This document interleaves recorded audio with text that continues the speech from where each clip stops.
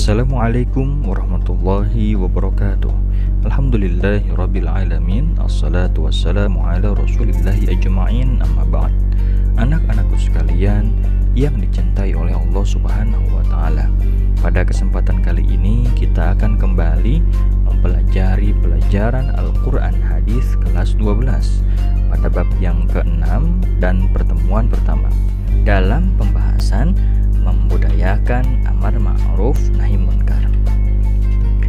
Baik anak-anakku sekalian, sebelum kita melanjutkan pembelajaran kita, hendaknya kita mengetahui terlebih dahulu apa tujuan pembelajaran kita pada kesempatan kali ini.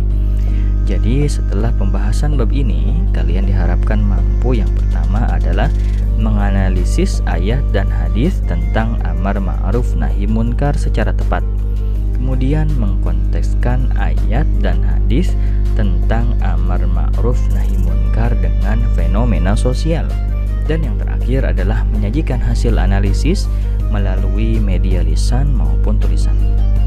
Kemudian ini adalah peta kompetensinya. Yang pertama adalah membaca, menulis, dan menghafal. Kalian diharapkan dapat membaca ayat-ayat yang nanti kita akan baca di bab ini. Ini ayat-ayatnya nanti kita akan bacakan. Kemudian kalian juga diharapkan dapat menuliskan ayat tersebut dan bisa menghafal ayat tersebut. Kemudian kalian juga bisa menerjemahkan, memahami kandungan ayat dan hadis. Dan yang lebih tinggi lagi adalah menganalisis, mengevaluasi, dan mengkontekstualisasikan. Dan yang terpenting, ini tidak boleh ketinggalan, adalah mengamalkan pesan ayat yang kita akan baca. Adapun ayat-ayat yang kita akan pelajari pada bab ini adalah Al-Quran Surat Ali Imran ayat 104, Al-Quran Surat Ali Imran ayat 110, kemudian Al-Quran Surat Al-Ma'idah ayat 78 sampai 80, dan hadis yang diriwayatkan oleh Imam Muslim dari Abu Sa'id. Baik anak-anakku sekalian, setelah kita mengetahui tujuan pembelajaran kita, kemudian peta kompetensi kita, sekarang kita mengetahui apa yang dimaksud dengan amar ma'ruf nahi munkar. Secara bahasa, kata amar ma'ruf nahi munkar terdiri dari 4 penggalan kata yang apabila dipisahkan satu sama lain mengandung pengertian sebagai berikut. Amar perintah, ma'ruf kebaikan, nahyun di sini larangan, dan munkar adalah kemungkaran. Artinya manakala keempat kata tersebut digabungkan akan berarti, atau ketika itu digabungkan sehingga menjadi al-amru bil ma'ruf wa nahyu 'anil munkar, artinya menyuruh kepada yang baik dan melarang kepada yang buruk atau melarang kepada yang munkar. Baik anak-anakku sekalian, sekarang kalian boleh simak baik-baik bacaan Al-Quran dari Al-Quran Surat Ali Imran ayat 104. Kalian dengarkan dengan seksama. Nanti bacaan ini bisa kalian ulang-ulangi di rumah, bagaimana cara membacanya, bagaimana hukum tajwidnya, bagaimana talaffuz hurufnya, bagaimana makharijul hurufnya dapat diperhatikan, sehingga kesalahan-kesalahan dalam membaca Al-Quran itu bisa terminimalisir, atau bahkan bisa sampai tidak lagi ada kesalahan di dalam membaca Al-Qurannya. Dengarkan baik-baik. A'udzu billahi minasy syaithanir rajim. Bismillahirrahmanirrahim. Waltakum minkum ummatun yad'una ilal khairi wa ya'muruna bil ma'rufi wa yanhauna 'anil munkar وَيَنْهَوْنَ عَنِ الْمُنْكَرِ وَأُولَئِكَ هُمُ الْمُفْلِحُونَ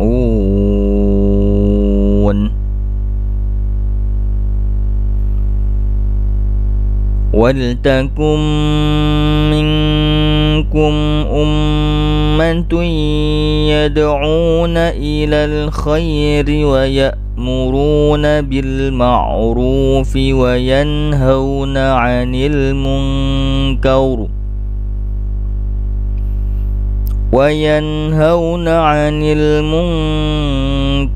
wa ulaika humul muflihun. Shadaqallahul azim. Artinya, dan hendaklah ada segolongan umat di antara kalian yang menyeru ke arah kebaikan, mencegah kemungkaran, dan mereka itulah orang-orang yang beruntung, al-muflihun. Baik anak-anakku sekalian, sekarang kita sama-sama membaca kosakata dari ayat yang sudah kita baca barusan. Waltakum minkum, waltakum minkum, dan hendaklah ada segolongan umat di antara kalian. Yad'una, yad'una, yad'una, menyeru atau mengajak atau memanggil. Yanhauna, yanhauna, yanhauna, artinya mencegah. Al-muflihun, al-muflihun, membacanya jangan ale tapi al-muflihun, al-muflihun, yang artinya orang-orang yang beruntung. Baik anak-anakku sekalian, sekarang kita masuk kepada penjelasan ayatnya.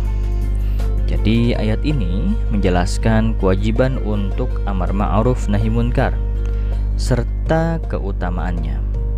Artinya hendaknya ada di antara umat Islam yang sesuai dengan kemampuannya mengubah kemungkaran, menyeru kepada kebaikan. Sebab kewajiban ini hanya untuk umat Islam semata. Maka beruntunglah mereka yang memenuhi kewajiban ini.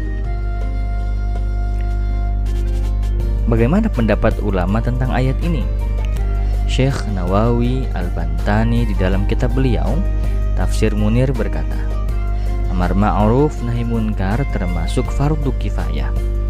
Amar ma'ruf nahi munkar tidak boleh dilakukan kecuali oleh orang yang tahu betul keadaan dan siasat bermasyarakat, agar ia tidak tambah menjerumuskan orang yang diperintah atau orang yang dilarang dalam perbuatan dosa yang lebih parah.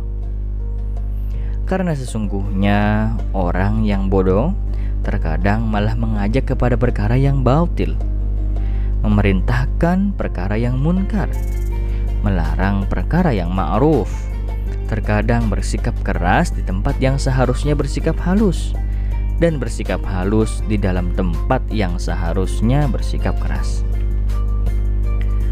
Kemudian Syekh Abdul Hamid Asy-Syarwani berkata di dalam kitabnya Hasyiah Asy-Syarwani, wajib bagi orang yang melakukan amar ma'ruf nahi munkar untuk bertindak yang paling ringan dulu, kemudian yang agak berat, sehingga ketika kemungkaran sudah bisa hilang dengan ucapan yang halus, maka tidak boleh dengan ucapan yang kasar. Begitu seterusnya.